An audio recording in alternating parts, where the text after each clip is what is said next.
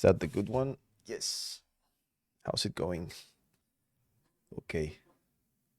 Well, lighting kind of sucks today. Yeah. I mean, it gets dark at 4:15 in this part of the world. So what can we do? It's boring like this. Makes you yeah, it makes you appreciate the sunlight a little bit more. I think not even in the UK when I lived there, it got dark so early. Yeah, the sun, yeah. Like it What do you mean? Sun. Ah, okay. Gotcha. Twitch stickers are so limited. You know, the funny part is I don't really use Twitch as like a viewer that much. So I don't know. It's funny, I guess. I'm more of a YouTube person. Um, yeah. Okay. So I think your second time like chatting, yeah, most likely. Mm, mm, mm, mm. If there's not a lot of people, maybe we can do something special. We can take a look at Pelayo's portfolio now that he's here. Hey, Ayush. Yeah, okay. So I'm gonna start on that.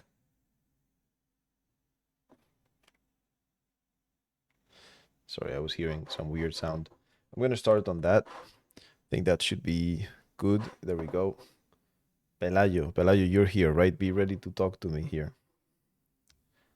Um, I mean, definitely, I can see great quality first and foremost. Great quality. Let's get Excalibur as well. Um, what are you looking for with your feedback? Like to improve your portfolio and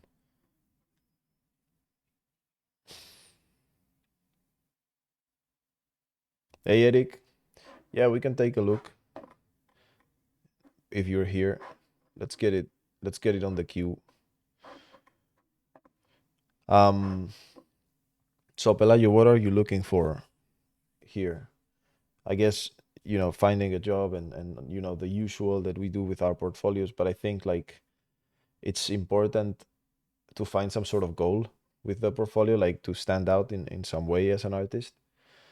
Um, I see that yes, you're a weapons artist and you have some great pieces like this one, for example, that definitely, in my opinion, they meet that criteria of wanting to improve. I love the present, like, sorry, to stand out.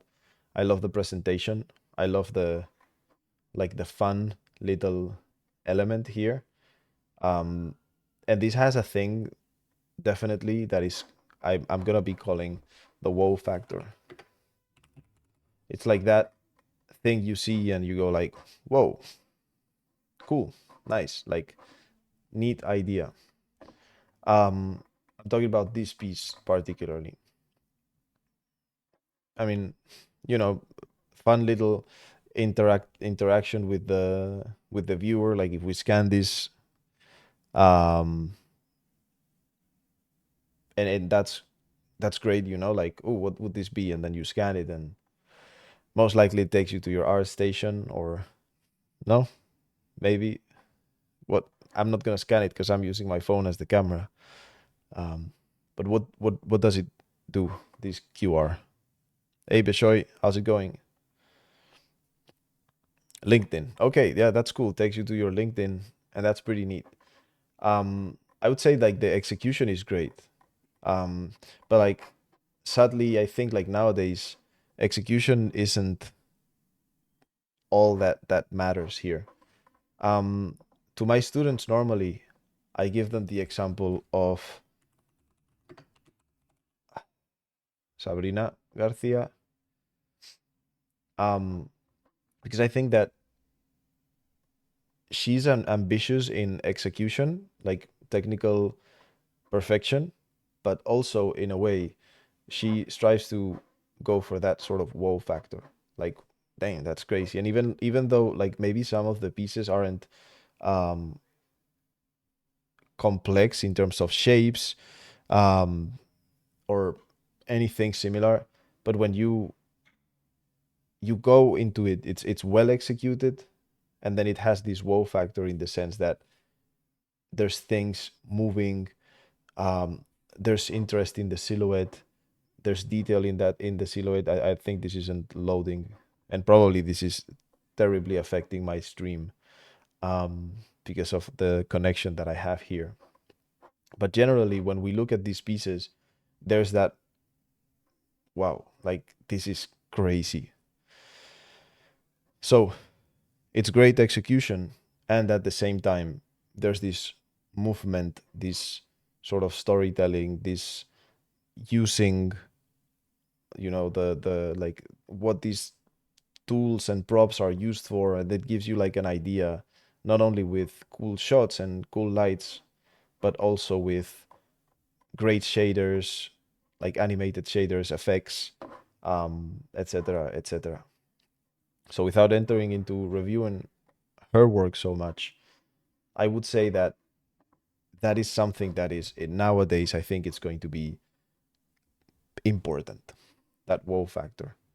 um I think when I started doing 3D, you know tech execution, like execution, was important. So let's say like technical ability, or art quality, so that we can all understand that art quality was very important. And then that art quality, we got another layer, and everybody started to do like complex storytelling.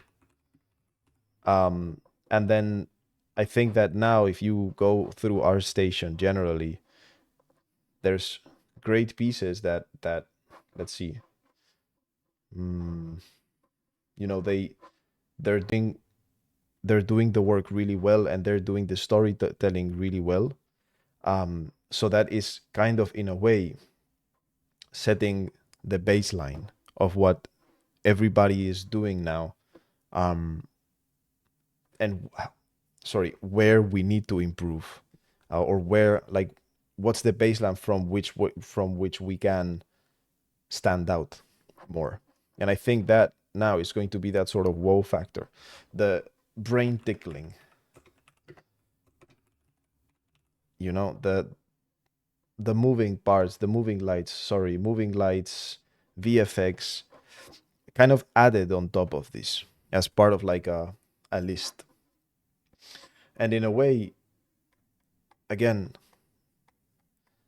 that's achievable in many different ways. Like, for example, I think here I'm like, wow, okay, that's pretty cool, because I'm seeing how you replace this piece with some other piece. So there's kind of like a story there, but at the same time, the execution on the story is shiny by itself. Again, if we go back to Sabrina's portfolio, um, this is one of my favorite pieces of her. It's very well executed, and at first it's like, well, maybe nothing out of the ordinary, but then it starts to get more complex, and it starts to mix objects, like in a way that you wouldn't um, maybe think of. And obviously, story and like texturing and like imperfections and material definition is extremely on point. Um, but yeah, it's that wow factor that comes with the videos and the animations. If my computer can load this, because for some reason it can't load any of these, but like the movement, you know this gives it like an extended sense of wowness. The technically it's a great piece, but it's also yeah, tickling my brain in a certain way. So yeah, I think we can just do brain tickling slash wow factor, like that reaction that we got from, I think it was, yeah, Bishoy, who went like, whoa. Yeah, that sort of stuff for me is what now is like this is your baseline, okay, storytelling and art quality, but now you have to add another layer to that, and that's going to be that wow factor, your extra. And so when we look at your portfolio, I think you are doing that here in a way. You're having a really great presentation. You know, there's the sort of reference scale, and I think in a way that kind of brings in the wow factor, like, oh nice, look at that hand, and like it's being grabbed and it's being used, and it has context, and it has a story, and it's very, and this piece like is kind of how do you say, uh kind of exploring this area. But then when we look at other pieces that you have, I think the Cold Python also has some wowness coming from the choice of colors. I think it's not something that you see. It's kind of standing out in its own way. Um, but maybe if you were to add some movement to it, yeah, see, this is a way to add this wow factor, this sort of modularity, the thinking outside of the box, the sort of box that everyone is using for their presentations and so on. So I think those two, they're probably your best pieces. Now, this is probably the pieces that you did when you studied, you were a student, and they're good. Okay, they're really good. Um, but I don't think they have any of this wowness. And since you're already trying to separate yourself from weapon art, as you were saying here in the chat, most likely I would just either get rid of them or not use them as like sort of portfolio. When it comes to the press, it's great, okay? It's a great model. I just don't know if like having an artist here um kind of can be qualified as a portfolio piece. Um so did you pass the test? Did you not? Like, what was the feedback you got? In a way, I feel like I don't know. It's very well executed, but maybe like saying that it's for an artist, that yes, you're being truthful, and that's always what you should be. But I don't know. It feels like it raises questions. You know, did you not pass the test, or what happened here? You know, um, maybe you passed, maybe you didn't do a good interview. You know, if the art quality is so good, um, well, this will be on YouTube. Yes, this will be on YouTube. Thanks for popping in to say hi. Um, but yes, like this, in a way, it raises questions because in if you did such a good job, because I think you did a great job, like, why aren't you like, why aren't you working for this studio? You know, um, and it could be, I know that it could be for a million factors, you know, million reasons. Like maybe, you know, they canceled they didn't hire anymore, or I don't know, maybe it was just like they were expecting to pay a very low rate that you weren't comfortable with accepting. Like it could be a lot of things, but the the question that it could raise if this was my portfolio is maybe like, is this maybe not a skills issue but an attitude issue? I don't know. Is this I want to think good, you know, personally, but I don't know that everybody else around me will think, will not assume, not bad intentions, but will not assume that something else is wrong that is maybe personal. So should you specify that it's a test? I don't know actually. Like I haven't stopped to think, to reflect on what's the ethical thing to do. Like, do you really need to specify that it's made for a test? No, because at the end of the day, you know, they probably didn't pay for this. Like this isn't like any sort of intellectual property for the from the studio. So in a way you don't have to. But then again, like you did it for a test, you know, it's like facts. I don't know, it's kind of complex, like you have to review your ethics, your own ethics, and maybe think, is this something that I want to be straightforward with, or maybe, what do I gain from revealing all the information? Because sometimes, like, too much, there's no such thing as um I think there's a thing which is like too much information that maybe nobody asked for or wasn't required, and when you give it without being asked for it, you're kind of like, in a way, shooting yourself on the foot, you know? I'm not sure if you will agree with me or not, but it's something that you need to reflect on. Like, why would I say it's a test? Why, what do I get from it? You know? I think that in a way, I don't know. Actually, I would have to think about it. And if in a way, I know what I would do. Like, if this I like my morals told me I have to say that this is for a test, then I would think, is it worth publishing? Maybe under those kind of criteria, because again, this raises the question, like, if the test is good because this is great, like, why isn't this guy working on the studio? And I know that from a hiring position, I could think of a million reasons why you would be perfectly fit on the interviewing process and everywhere, like in every other aspect. You could be the perfect candidate, but it's maybe the studio's fault. But I know that somebody else, like, unfortunately, with the incredible amount of people out there that always assume the worst. um yeah, I would kind of like defend myself against that sort of thinking, that thought process that some people have. So probably I would be like, yeah, um, I either not publishing it or not disclosing that this is done for a test. Because at the end of the day, I mean, they didn't pay you for this. You did this in your free time. So I think you fairly can use this for whatever you want, unless you signed any sort of contract saying that otherwise. Um,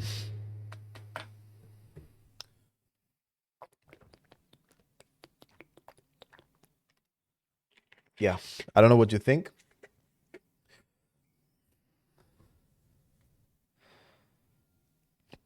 I think so, Pelayo. I mean, I know that if I am super attached to this piece and I really want to publish it, then yes, I would probably defend myself against the people that have questions and maybe assume the worst, rather than, you know, reaching out anyways and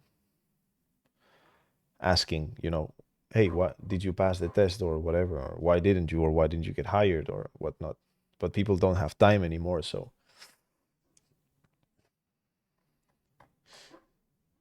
did they give you feedback on it? Just out of curiosity, you cannot reply to this. I mean, this is gonna be published on YouTube with the chat, so if you don't feel comfortable with sharing, that's fine. But I would like to know, because this is a great art test. I mean, I can see some problems. Like, I can probably tell already, like, maybe this bar I would have rotated 180 degrees so that you don't have the same detail on two sides. Um, I mean, the rest is probably more like stylistic rather than technical when it comes to feedback. But you did a great job here. Diltor, hey, how's it going? Welcome, welcome. But yeah, no, this is a really good piece. UVs wise, I see a lot of islands. Like, from the classes that I'm not the biggest fan of having so many UV islands, but definitely, um, not super super incorrect. Maybe, some of these being rotated and whatnot, like, but I don't know. It's like 90% there. I don't see why, like, some senior artist, some lead artist couldn't be like, hey, just, two. I have literally three comments on this, and then I would probably call it great. What are we doing? We're reviewing people's portfolios and trying to give them pointers so that they can improve their presentations, the way they present the art towards the world. I'm not sure who you are or if you're familiar with even 3D art. Maybe you are, maybe I'm over explaining, but yeah, we're trying to give pointers for people's portfolios. So Pelayo, I think your work is really good. I think it's time. Let's give you.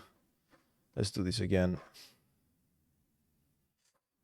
I'm gonna write you a couple things. So first, let's lock. First is this needs to change. Like you have better work than this, okay? And then I would think about which pieces you want to keep, okay? I would say these two, maybe not. Um, I really love your revolver gun. I think your thumbnail isn't catchy enough. You could definitely, whoops. Let's do that again. I don't know, let's imagine like what I told Beta the other day. Um, maybe obviously you would have to isolate some stuff, but a better thumbnail here is a must because I think this work is now being misrepresented by that thumbnail. And probably the same is going on with the press. Like that is super dark as a thumbnail, and it's kind of like not like this is not a great thumbnail. This isn't saying anything for your piece. So maybe something more like, let's do that again. Something a little bit more like a close up. Something lighter generally could do much more for you. And in a way also, I'm sure we could find, yeah.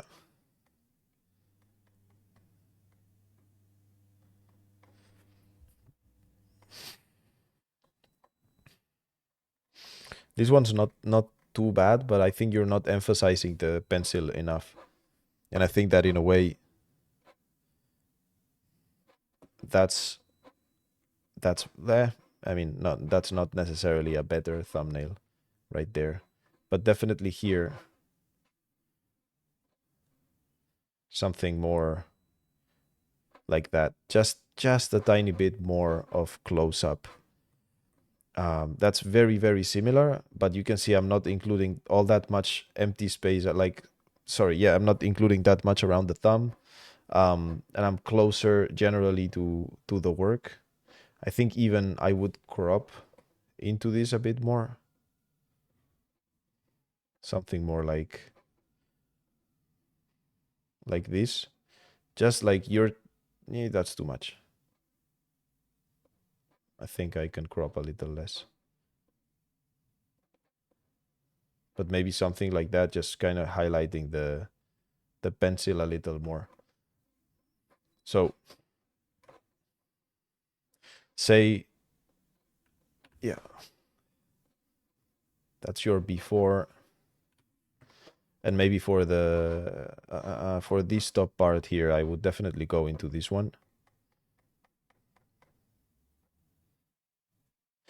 And I think something like this, maybe more of an emphasis on that sort of composition.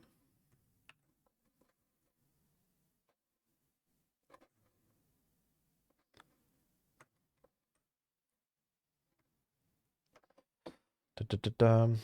And then we're gonna have to go into the, like, you want to get out of, you want to separate yourself from weapons. But I think that like that's better now, like a little bit more clean. Definitely. Okay.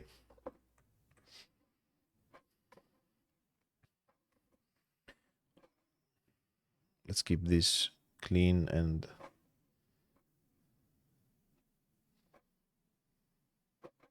like most likely that's gonna be your new art station. If you could find something better for this one, it's yeah, and maybe something better for that one too. But definitely this one you wanna that's an improvement right there.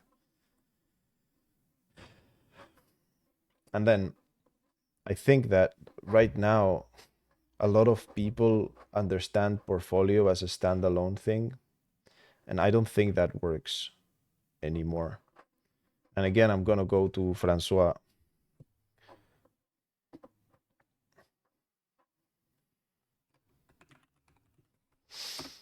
because I think he's a very good example of what to do when it comes to when we're creating art. Um, Posting whips, work in progress in Discord servers, and especially on some social media. I don't know why he isn't doing it like anymore. So I think he was gaining a lot of traction from this stuff, but like I think ArtStation has lost 50% of its power when it comes to like bringing eyes into your work. So you have a good opportunity because I believe that you got this breakdown here, uh, and you're not even linking it.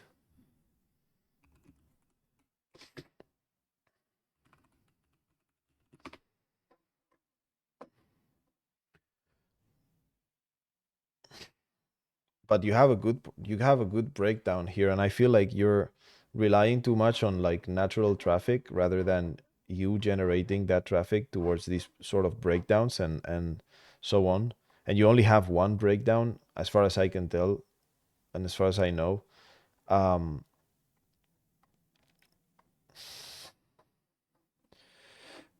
but like you're wasting the potential of breaking down this and this as well and kind of bring more eyes into it. Even if it's a past piece, again, it's kind of like a quick win. I'm all for quick wins. A quick win is that like sort of low effort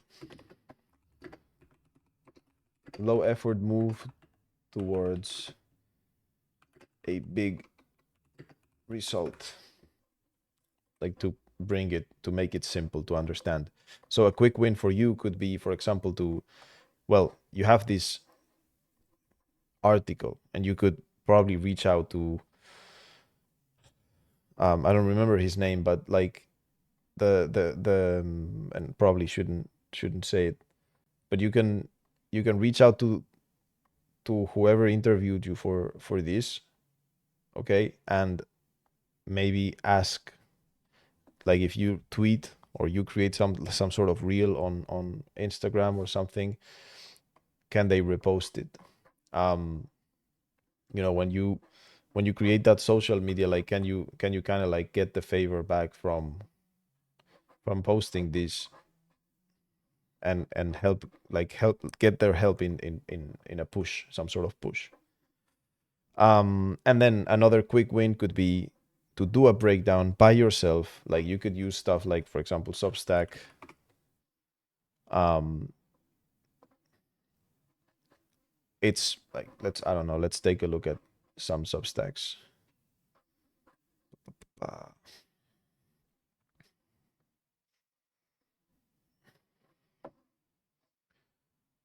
Whatever, like the first one. But you can, like, it's a place for writing like blogs, and you can like include videos, music, stuff like that. So you can do your own breakdowns here. You don't need a platform. You can create your own platform. I would recommend ArtStation blogs, but they cost money. So again, if you want to pay, sure. You could also use LinkedIn for those, although LinkedIn tends to bury stuff very quickly. Like, it's a recycling platform, really quick recycling platform. Maybe your post is up for maybe a week, and then, yeah, I'm being super generous. But then it's gonna get hidden. So I would say some sort of blog in which you can create these breakdowns is a great thing. Even if you want to do it on LinkedIn or Substack, and then get it on your about, or maybe even like create an artwork here with the word breakdown, although like I'm not a huge fan of duplicating pieces. But like, for example, what's the name again? Let me dig this up.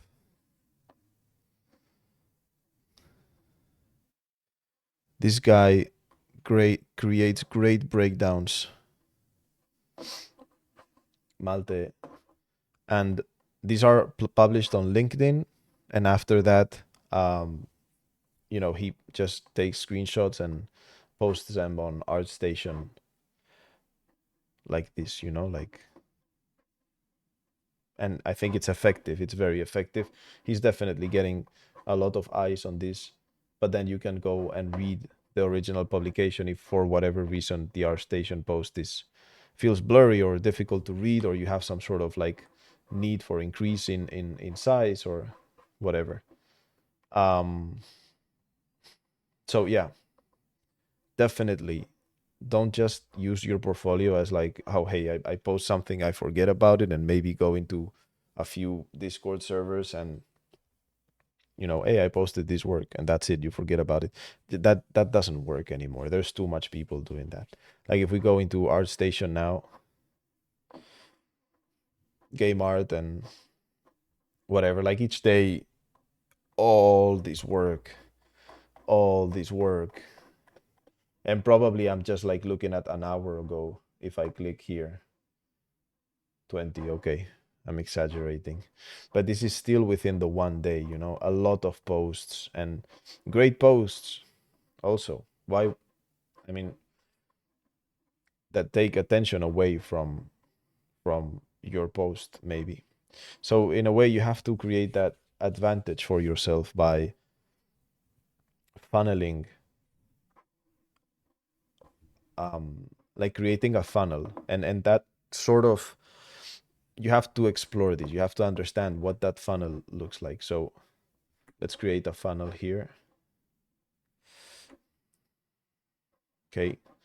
And you have to understand what's your end goal, your end platform. Is that your portfolio? Good.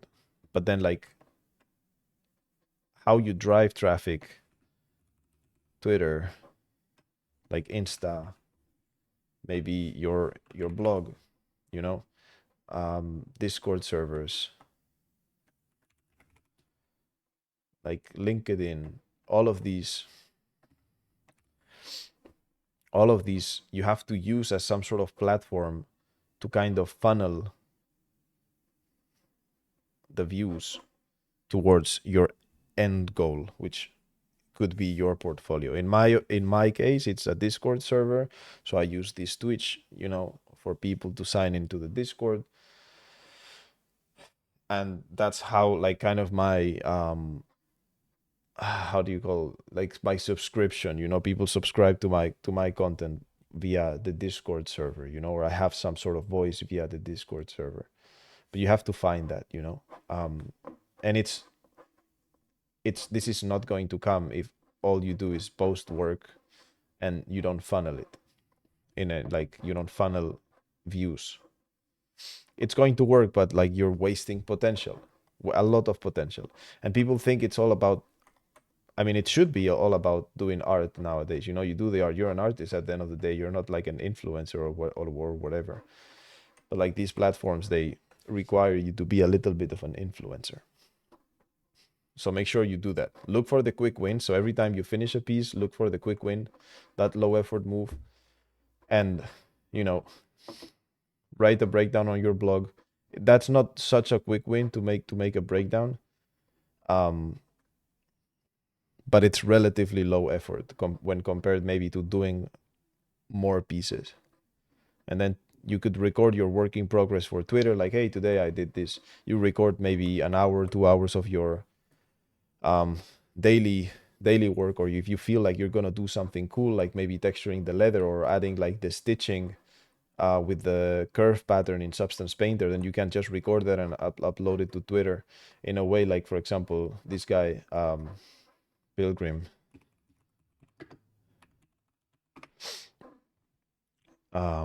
he does that a lot, and I think that's extremely effective. Like everybody knows him.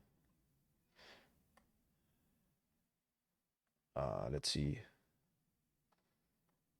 I mean, I've definitely been seeing him doing it a lot in the past. I'm not a huge Twitter user, sorry. But yeah, this sort of stuff, just a quick record, screen record, and I mean, obviously you don't get here. Hey, Galo, what's up? You don't get here in a day, but this is consistency, and it's always the name of the game. It's consistency, you know. And you don't really need to. I don't think you need to be um like an addict to Twitter in order to get here. A lot of people think that it is like a grind. Just take time, Take your time. Take maybe a couple of an hour every day at most, and like for all social medias. I mean, like to post this to Twitter, to LinkedIn, to some Instagram, whatever. And that's it. You not. It's not like it's that's it. Like it might make it sound super easy. It's obviously not that easy, but it's a path. It's building that funnel towards you know discovery. So, um, is it okay to change the thumbnail after so long? Yeah, absolutely, because this is not social media. ArtStation, yeah, we treat it like social media, but it's not. It's a portfolio, and you have to keep it relevant. And it's not about the likes. It's about, like, when you send this link to somebody, they want to open it, and they want to open the work because they feel attracted to it. So if you have a bad thumbnail, what do you think? Is it better to change it or to not change it because it's been there for 5 years? I think it's better to change it. And what kind of props? The ones you like to do. Like, as long as they're good in art quality, storytelling, and they have potential for the wow factor, anything is good. It's what defines you as an artist. Like, I had a friend once that always said, like, oh, you have to do market research, and when it comes to like when Halloween comes close, then you do like horror pieces, and when Christmas comes close, then you do Christmas theme pieces, and when there you have to pay attention to the trailers, and when the new Indiana Jones movie is gonna come out, then you do like an adventure type piece, and when like and that's exhausting. That's treating that's like following the trend all the time, and I think it's super boring to do that. I mean, if you feel like that's all that matters, good, but I think there's a lot more value into, like, in defining yourself as an artist rather than just going for whatever you think people will like. People like the most stupid things, and then they hate on the most incredible things that have a lot of work behind it, or behind them. It's unpredictable. And a teacher, my 3D art teacher, told me this.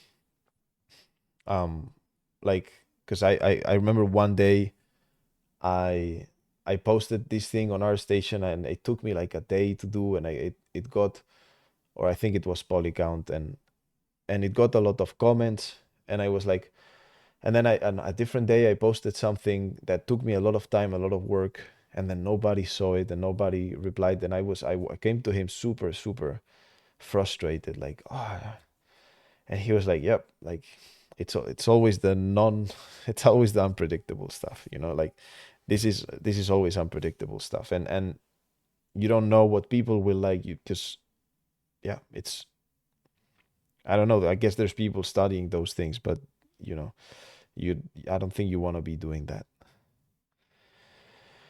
Somebody's asking, Sastrom is asking, would it attract the true kind of people if you could follow the trends? The true kind of people. What does that mean, the true kind of people? It depends of who you want to attract.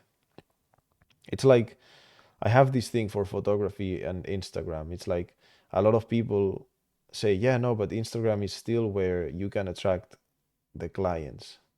But then you attract clients and you don't attract other photographers. And it feels like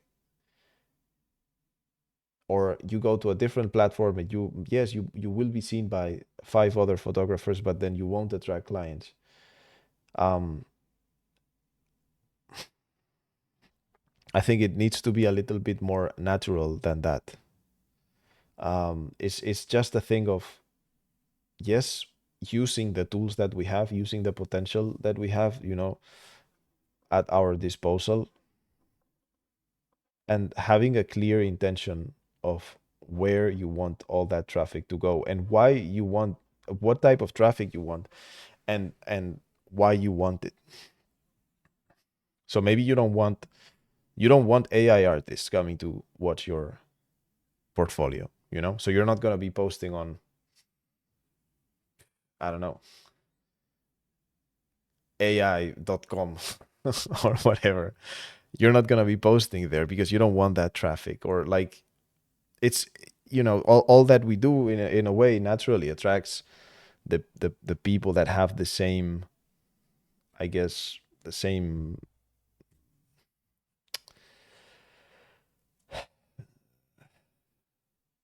interests that we have, sorry. So be natural in a way, and when you follow trends, yeah, you might attract, people, but maybe it's low quality traffic that maybe doesn't get you a job, or doesn't get you feedback, or just get you the nice words, or so I guess in a way you want to be natural with what you do. By getting more people to see our stuff, does it translate to finding work? Someone likes it and reaches out directly to discuss an opportunity, let's say. I mean, that can happen. It has happened to me multiple times. um it's been a while since that happened. I think our station is kind of dead in that regard. Maybe some people still get opportunities. I mean, I'm gonna be honest, I do get messages. It's just like not the type of messages that I want, like, hey, we're gonna pay you 500 euros um a month or whatever. Like, you get these sort of low quality opportunities. Those are still present every day. I don't know. At the end of the day, I think, no, it's not. I don't think it's a senior junior type of thing. I think it's the way you present yourself. When your presence online is just of receiving, so yeah, give me likes, give me follows. Like that's kind of like a cow that goes dry very fast. But when, like, what I'm trying to say here is that you're creating more of a community type of thing. Like, you're sharing your knowledge. You're not just sharing your work and expecting everyone to come to you like you're the king of the world. No, it's more like you're sharing your work. You're creating a person behind this art. You're an artist, behind the art. It's not just like an image online that anybody or any AI could have created. Is you, like, your thought process, your willingness to help other people, your, you know interests. In a way, you're building a profile of yourself, um and at the same time you're building that traffic.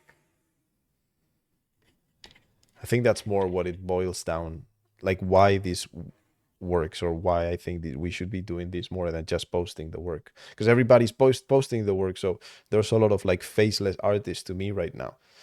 But then when it comes to, again, people doing this, we all know the people who are doing this, right?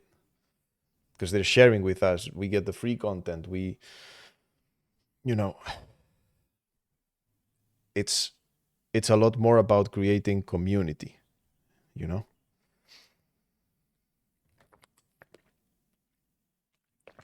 what bottle is that?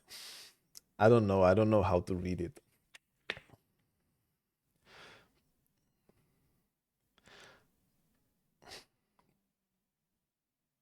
Prolom boda, I think it says, or something. Yeah, but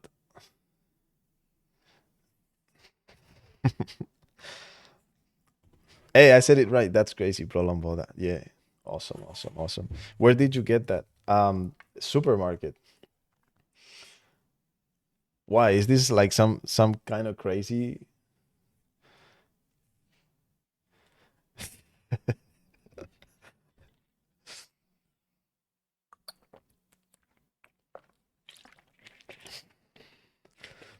It's crazy. Like why is this like I want to know why is this interesting? Let's do that. Like why is that interesting? Prolonged boda. I'm not in Spain. I'm in Serbia.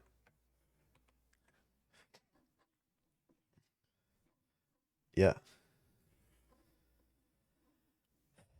Yes. Ah, okay. That's probably where the confusion is coming from. I see. I see. Yeah. No, I'm in Serbia. Yeah. You thought I was in Hong Kong. Dude, actually, I don't know.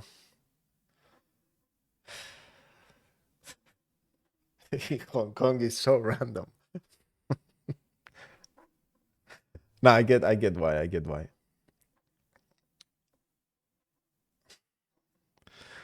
Yeah. Yeah, Pelayo. So and for everybody, I think this is important. Um no, just let's leave the Hong Kong conversation like for another time, okay? It has a reason to be, but let's like not.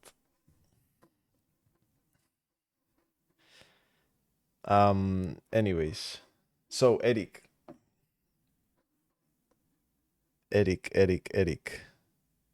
Is Eric here?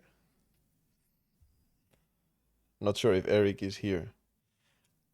Quick summary about Pelayo's critique. Yes, sir, Mr. Gallo. So, I was telling Pelayo to focus a little bit more on the shiny stuff.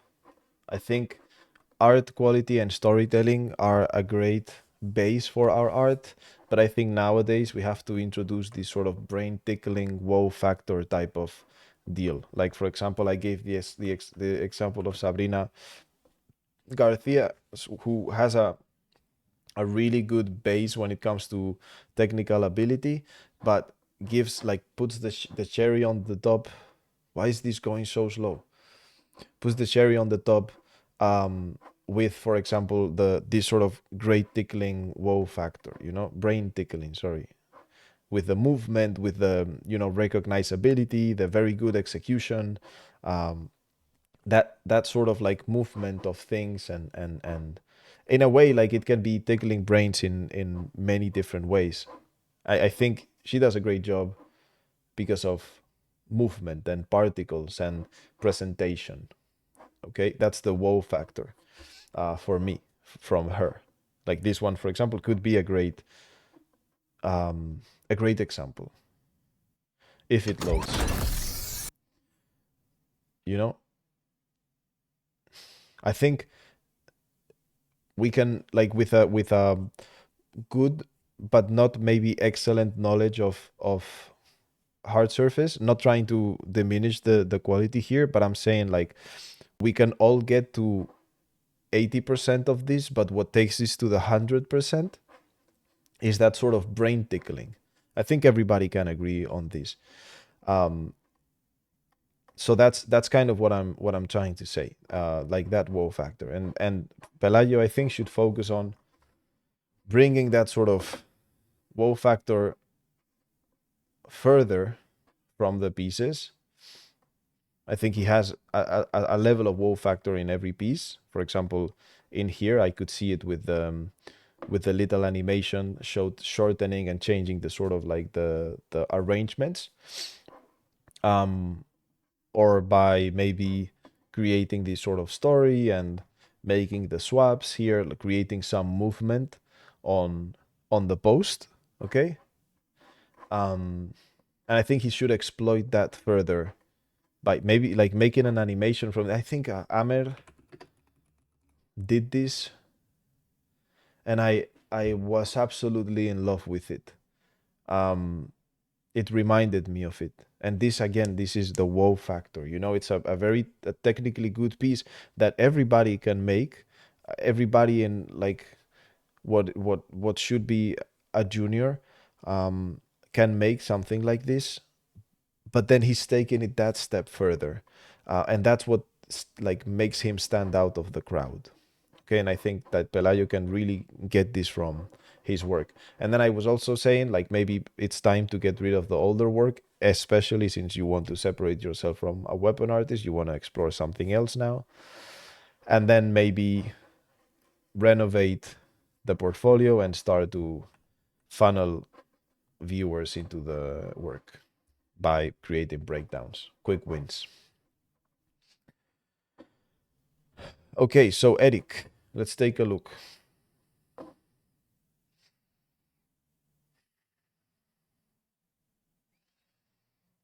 Okay.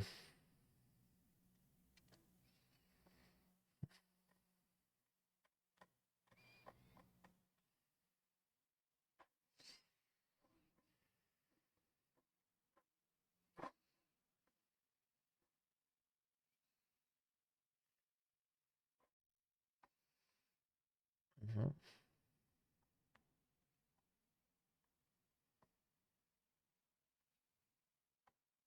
It's very good work. Okay, um I'm finding my words and the room for improvement here. I love this presentation. Yeah, yeah, you want to you want the portfolio. If you want to me to review one piece, I'll review one piece. But I think like fair that you send me portfolio and I'll review it all. And by the way, if you're um oh, you went to the worst. This is what everyone who's gonna look at your portfolio is probably going to do, or most people, and that includes potential employers. So if you have the insecurity that people might be clicking on your first work first, maybe don't give them that chance, you know, by hiding the work or putting it in a group, maybe of old work or something like this. But the way you see somebody explore your portfolio, I think is valuable information. It's telling you where my eyes are going. And my eyes right now are going to the bright. And this is very bright, very, very bright. So I'm not looking here, I'm looking here. Center of the screen, dead center, with a very bright image. If we were to take this somehow and maybe give it a little bit more of a tone down, somehow like that, then it probably wouldn't draw my attention so much. But it is. So it that's what it's doing.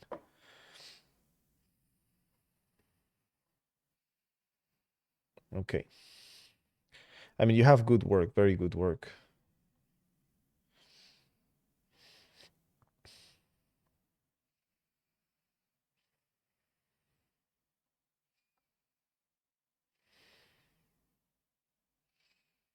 Composition is good. No, that's not generally how it works. Eric is saying, um, I really thought recruiters were like, oh, that's 2 years old. I will check the new pieces. I don't think people read these generally. And if they do, maybe, they're trying to look for something very specific. But that's not like the first impulse. Not for me, at least. So I would consider that portfolio, especially since you have like maybe 3, 4 pieces, including like the boat, which is part of this other, or looks like it is part of this other environment.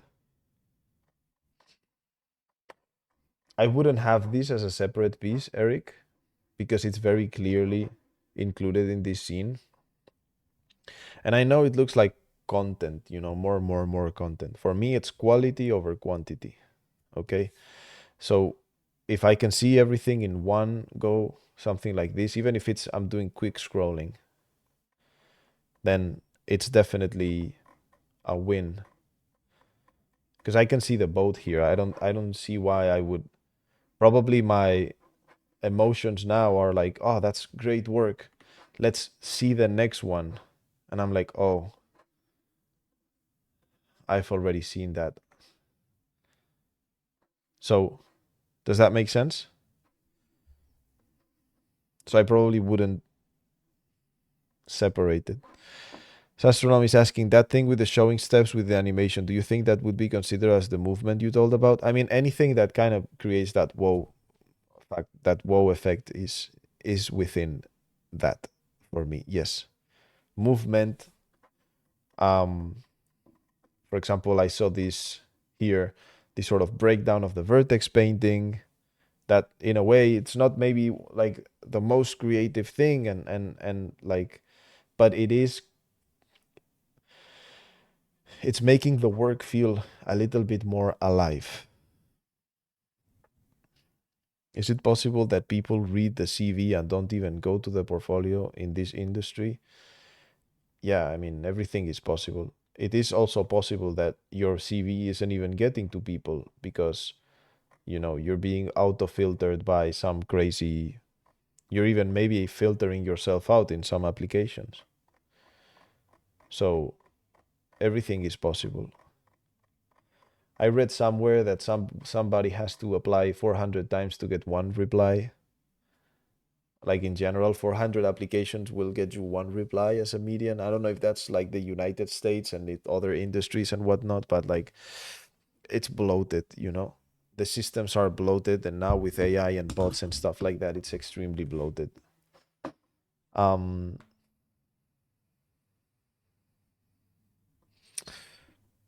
keep pushing. Happens to everybody. The best and the worst, we're all part of the same system. Some people work around it through connections, which we've talked about many times in the stream. Some people, like to go the hard way, applying a million times, million positions, and then one, will call back. So, Eric, I think your portfolio is good generally, but I'm missing key aspects. And these key aspects, they're based on this. I know this is maybe, I'm gonna be very straightforward here. Um, but in my opinion, you're missing something from the bottom of the pyramid, which is I think what we should turn this into. Art quality first, then storytelling, and then to kind of um, become like more special. It's more about like the wow factor. And in my opinion here, like I can see lack, like there's some certain lacks here in the art quality department. So you have great things, some really good things. For example, I love the color variation in a lot of your props. There's a lot of detail and variation, and I can see that the intention to create something special is there. Okay? And this is one of the biggest problems that sometimes I face with my students is like add more to it. But more doesn't necessarily mean good. It has to be more with intention. So I'll go straight to the point. Do I think you're missing here? The first thing is material definition.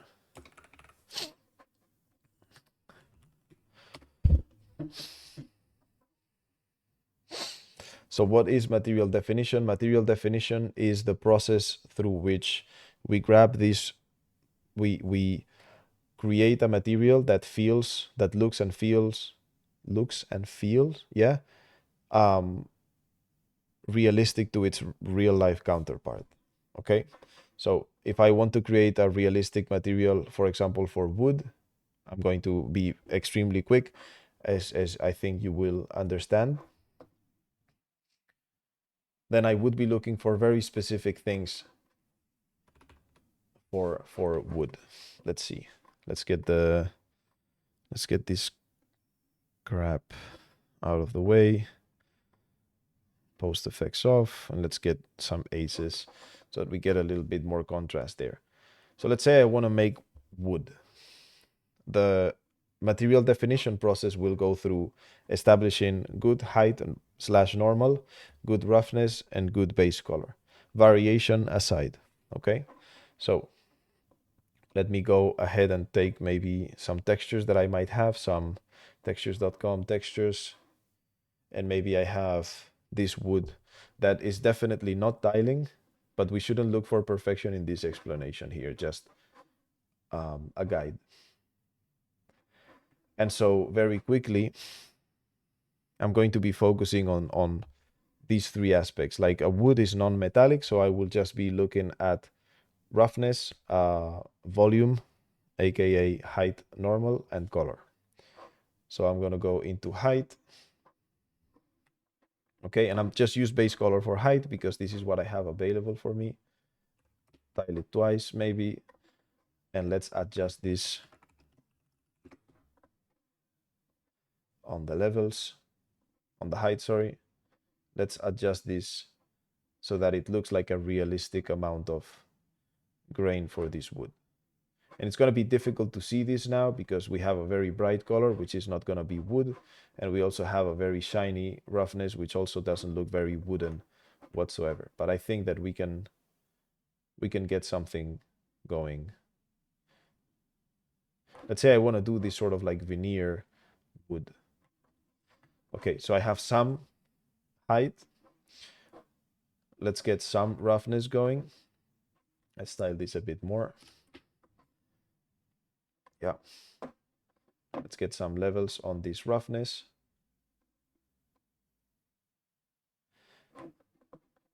Like that could be nice and interesting.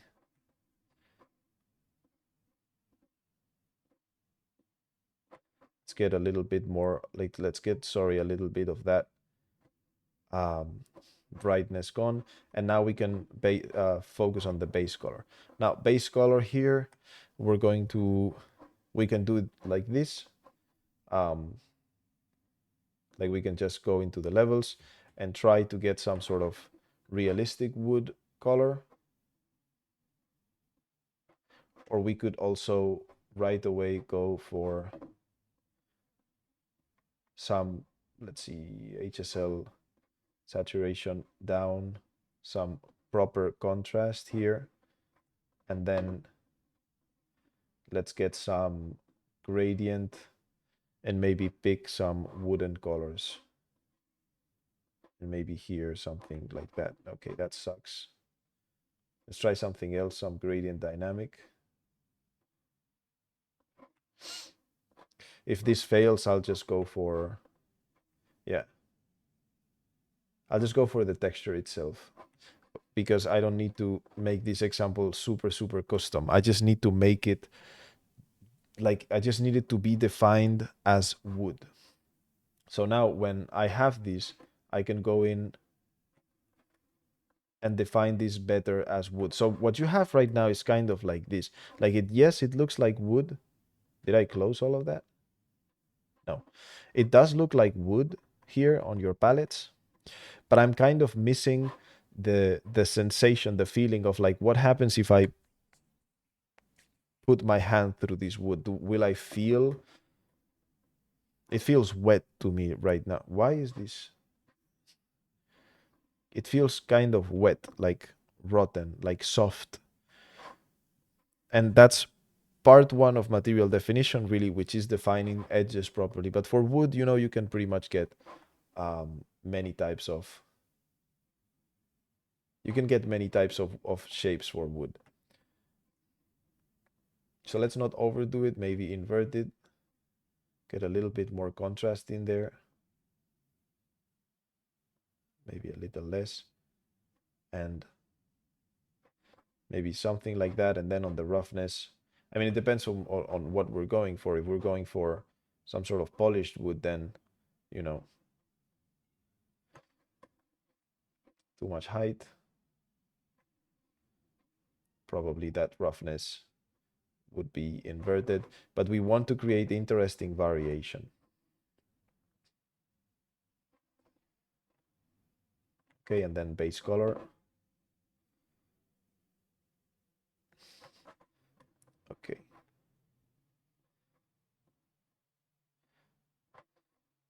So I think that feels like wood and shines like wood.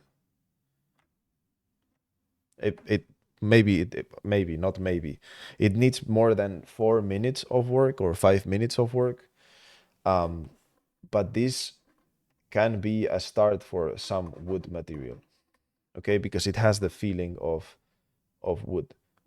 In your pretty much all the materials that I'm seeing, I'm kind of not seeing that balance between the channels that creates a realistic material. I'm seeing good base color, but I'm not seeing work on that roughness. For example, on this wood, roughness and height, I feel like they're not creating anything super great. Your plastics, these plastics, rubbers, they're really good. But I feel like that's because like plastics and woods like plastics, sorry, and rubbers generally, you can get away with more flat sort of heights, and definitely super flat heights are good for rubbers and plastics, but also roughnesses. So you can define them very well with base colors and maybe just a little bit of specularity. But when it comes to wood and cardboard and more organic materials, I'm feeling like it's a little behind in terms of material definition.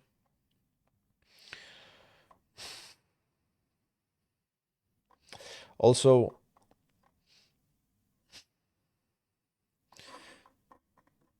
color. The way you're applying color, like, uh, let me get Photoshop here.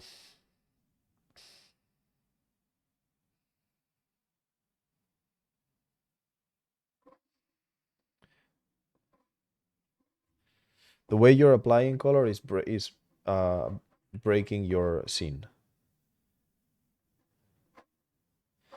If I go into, whoops, I think I went a little too far. And this happens to me a lot, okay? I'm really, this is a difficult, really difficult process.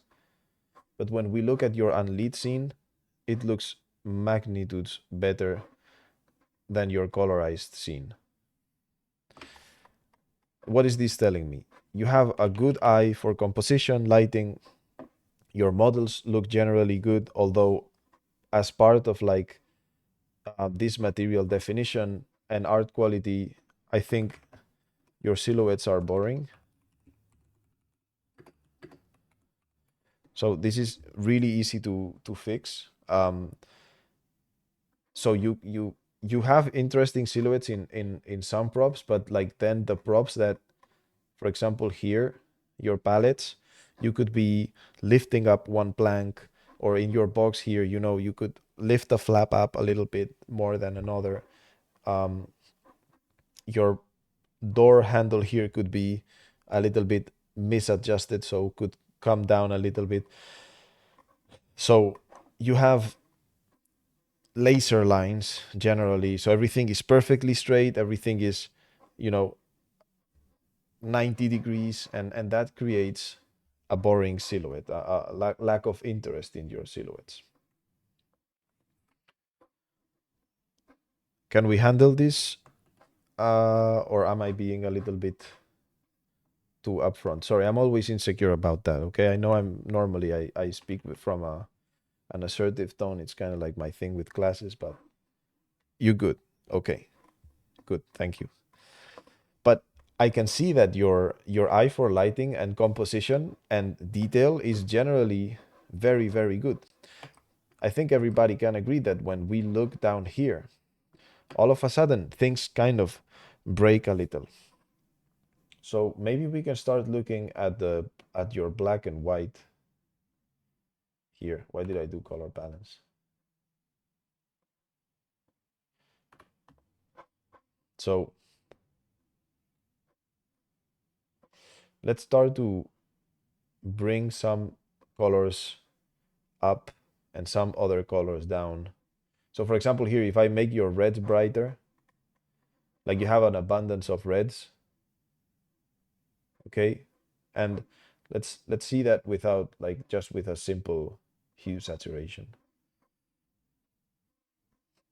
So with a simple hue saturation, pretty much this area over here. Opa, let's do a red thing. I'm using my mouse, but this is gone. This is almost gone. All these pipes are gone, especially here. Your roof details are very difficult to catch. All this kind of clutter in the floor pretty much has the same value as your floor. All these boxes, they are the same color. Like your barrel right there is the same brightness. You know, all of this is kind of the same tone of gray.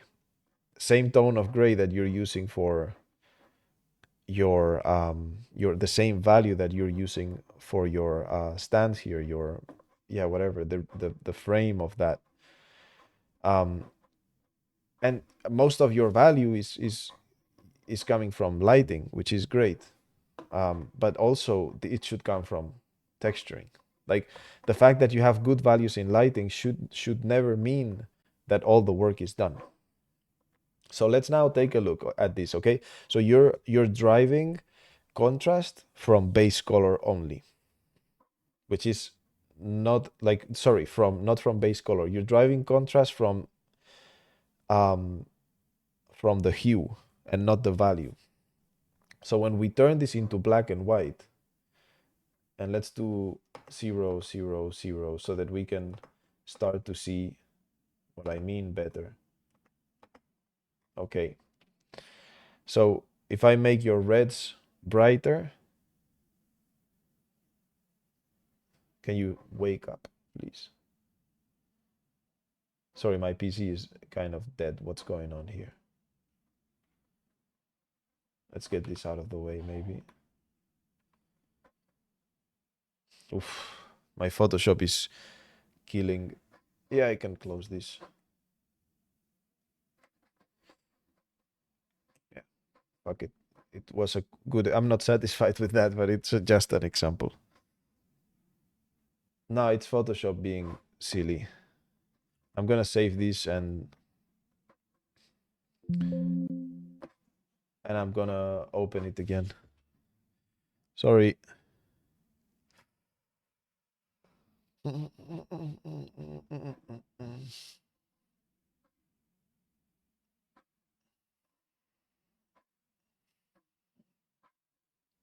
Okay. So let's hope for the best. Yeah.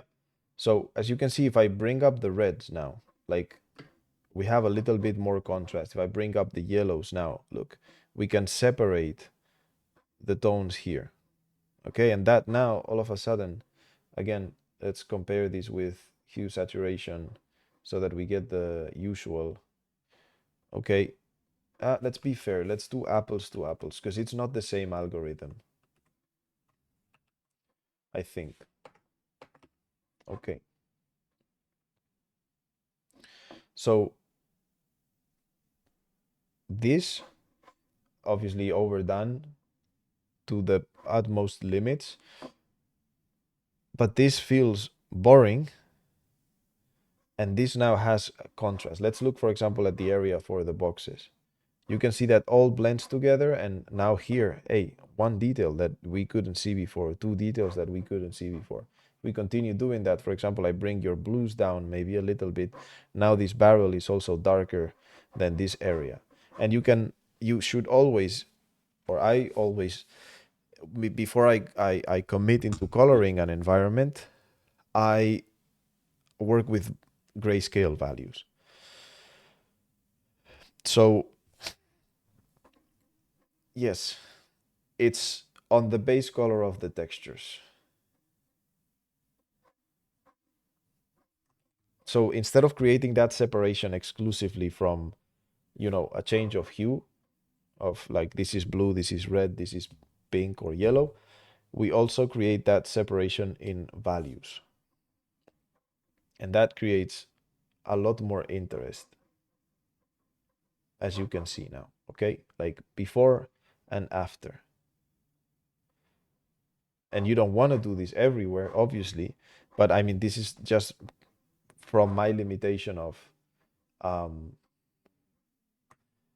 from my limitation of having only this render to take a look from, sorry, to look from. Let's do this, because like, for example, I think this part like probably was good, or the sky or whatever, like there was a different way to do that. That sky could be brighter, you know maybe more like that, rather than this.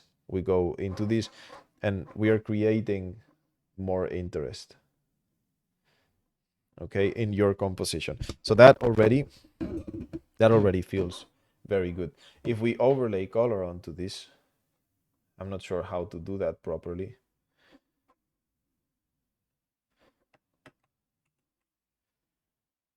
but in a way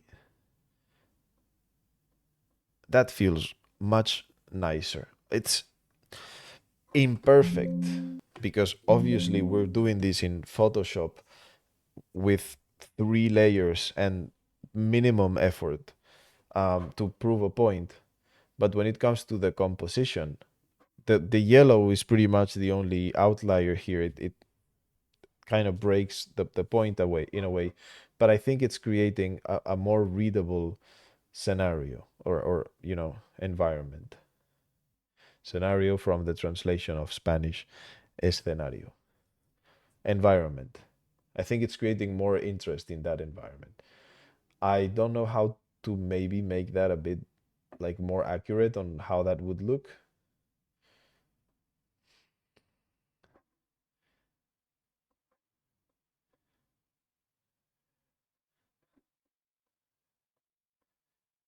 No, because that only gets the darker areas. I mean, yeah, I don't know. Let's do color just to prove the point. And maybe normal, and just get like a bit more of an adjusted curve right there. Okay, so that brings more separation between certain areas.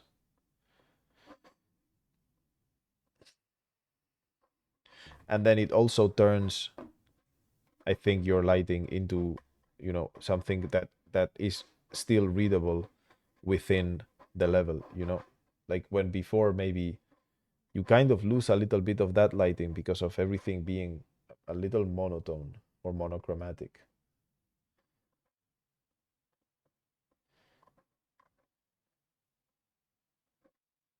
Let's look at the difference. Yeah, so it's very accurate. This is what you had before, and this is like, this would be the new thing. And then of course, like, this yellow, you have a very busy palette. I don't think you have a thought out palette. Um, in my opinion, like the least amount of colors that you have works the best. I'm a little boring like that, but maybe if you were to do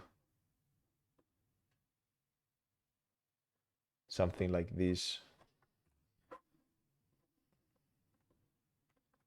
and maybe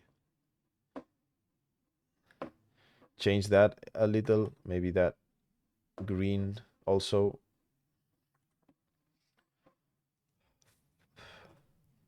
But yeah, I think you get the point. It needs like rebalancing of those colors, um coming from, again, the values first.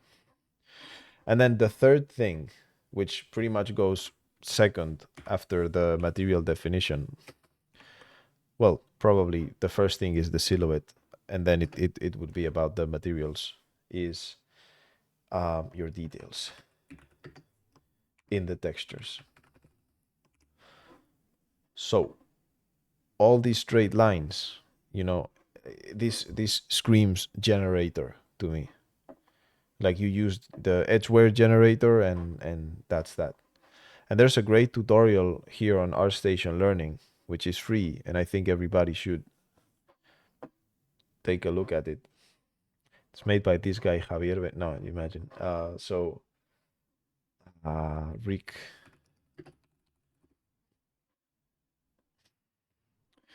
and he's showing how to use stencils to create a much more interesting wear pattern. I think your wear pattern right now is just, again, interrupted by automatically generated patterns. So in some areas you might have used textures as a base, and that, that's great. They look good. But in a lot of areas like this here or this here, the door or the corners on the boxes, many places I feel are coming from generators. And generators aren't necessarily bad. It's when they create these almost outlines, because in here you have like this outline, almost that black outline, and in here you have this sort of green outline. I think then it just makes things boring. Like things that maybe could have a little bit more of interest, they become a little boring and they lack detail. If you were to like have a huge scratch here or here from the kayak being mounted on or placed on top, that'd be nice. Or maybe, I don't know, the boxes, some of them having like a little bit of like the ones that are more like on the floor, having some humidity being like rotting the bottom. So it's more of balance. Okay, I'm not gonna open that. But I am missing feedback here. And this is something that I said last week also, that I'm missing feedback on some of you guys' work. I'm missing feedback on, and don't get me wrong, like if you were given feedback and you don't apply it, it's more your fault than the one who gives the feedback. But with I think it was Anya's portfolio, I could see that in a way these are like quick wins. These are easy things to detect. So I'm not sure if you're not asking for your friends for feedback. Like you should, hey, what do you think about this? Like in a way, create a system in which your friends can spend more than 10 seconds looking at your work. Maybe 5 minutes would be enough to identify some of these things.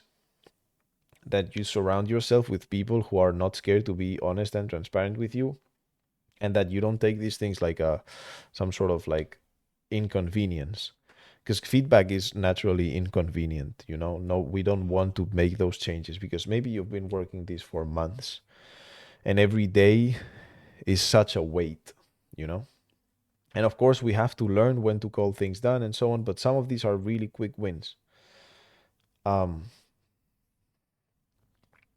so don't skip the feedback step. It's, in my opinion, as important as the texturing process, because it can quickly highlight a lot of these things. So I'm not sure what happened with feedback, if you got a lot of it or if you maybe didn't get a lot of it, or like if you were held accountable for the feedback that you didn't apply and the feedback that you did apply. Feedback in general is like, for me, it's the most difficult part of the process, because unless you trust the person very much, the person that you're giving the feedback, and you can be very clear, generally a lot of stuff gets lost in translation, gets lost in the way. But that's why also it's very important to create like this sort of checklist of, okay, I need to do this, and understand and realize that at in the moment it's inconvenient to apply the feedback, but 3 months after, you're gonna like never regret that you spent maybe that extra week. And I think that's all this is, an extra week. Maybe some props, like the some parts, sorry, of the feedback, like the uniformity is probably a lot longer than that, but the balancing of the colors, yeah, it's not more than a couple of days. But it's a great scene. And I'm just thinking about those, because I see this and I see it's great. I'm just thinking about those sort of little things that I would do to really, really improve it. Also, you did a good thing here by trying to create something that is outside um of the level. When I looked at it first, I felt like it was an isolated level inside of an empty world. Here, for example, I can only see that. I would love to maybe see some clouds, maybe I don't know, like a plane line, something that tells me that there's a world outside of this here.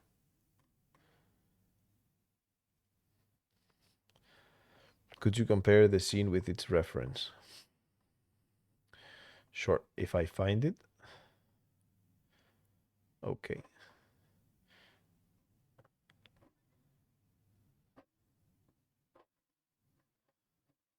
Oof. It's going to be difficult to see this. Ah, okay.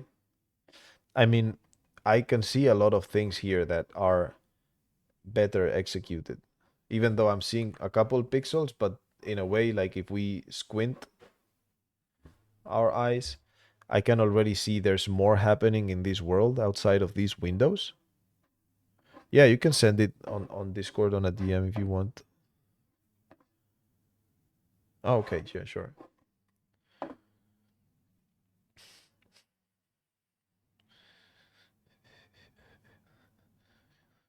So it's a lot more moderated. How do you say? Not moderated, but like there's a lot less elements here, which makes it, in a way, a lot easier to balance the composition. So, for example, there's a lot less grass. A lot less grass. So when I look here, this grass is sort of punching me in the face. It's very green, very um like there. Let's get that shot. Compare the shot with the shot. Okay, this one. You can see these yellows. They're a lot more. They're a lot closer to the greens here than these. I mean, if not that they're not closer to the green, but they're complementing the green a lot better.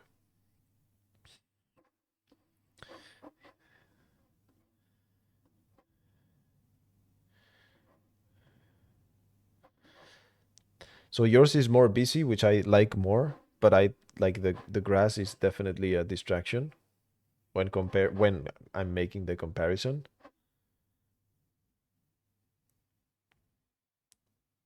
But you're also kind of comparing, I mean, not an old game, but you know,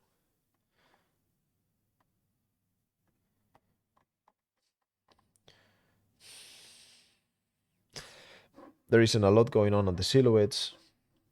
The material definition in a lot of areas is kind of also not maybe ideal. Although I can see that it's a different wood than what you're going for. And some materials are like brilliant.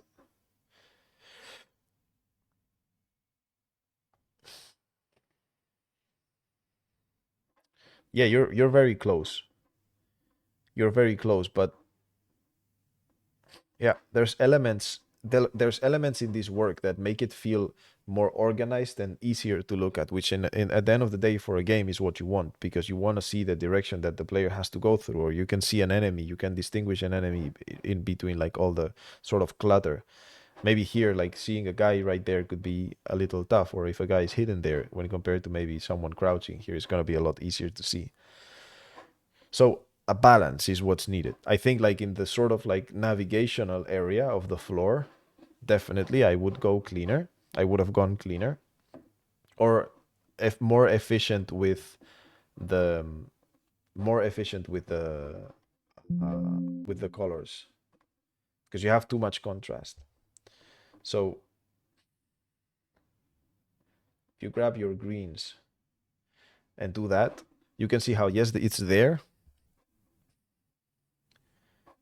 but it's a lot less punchy than this, you know. So it's easier to see what's going on, which is what these guys are doing.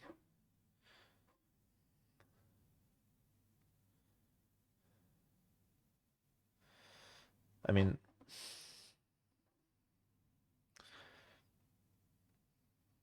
The ceilings are more readable also, like there's more going on the ceiling. But why do you want me to compare this? I'm not a fan. I mean, obviously it's your concept and so on, but what's the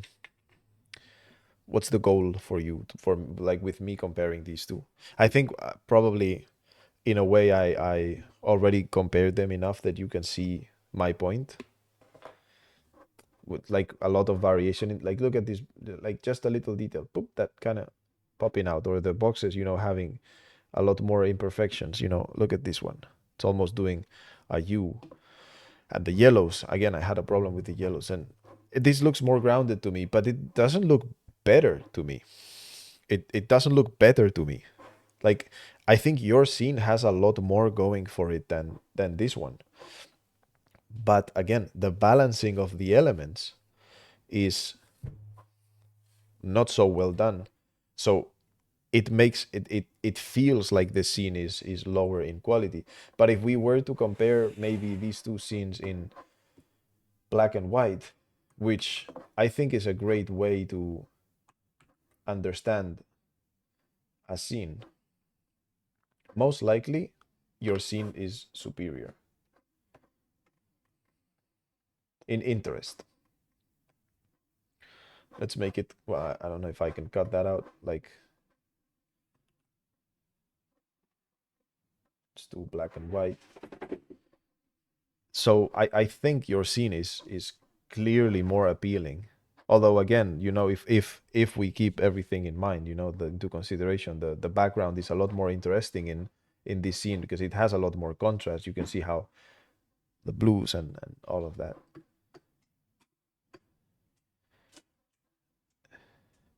Do I have a doggy? She's sick.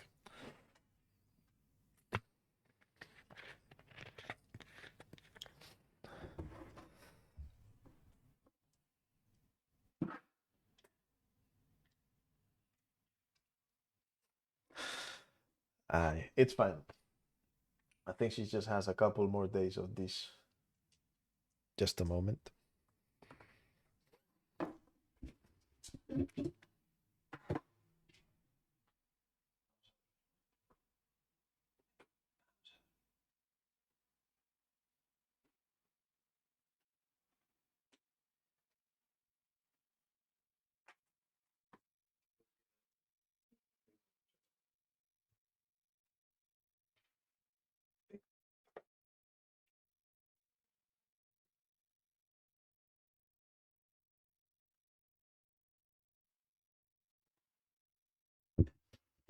All right. We're back. Good. Um, but yeah, just like minor details, man. Really, you did a good job at following the reference. Like I can definitely see the resemblance and so on.